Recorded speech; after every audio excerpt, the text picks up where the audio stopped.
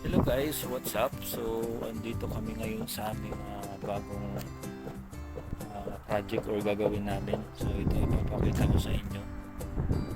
So, by the way, dito nga pala kami ngayon sa Alshoba Mountain, malapit.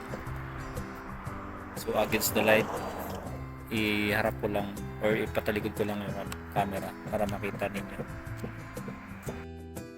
So, ayun na po yung Alshoba Mountain. Yan, Alshoba Mountain yan dito. So ito yung bundok Al-Hasa Eastern Region dito sa Saudi Arabia. So ito yung bundok na to karugtong yan ng Judas Cave. So andito na yung amo namin. So ito nga pala yung aming project. Yan, yung pader na to.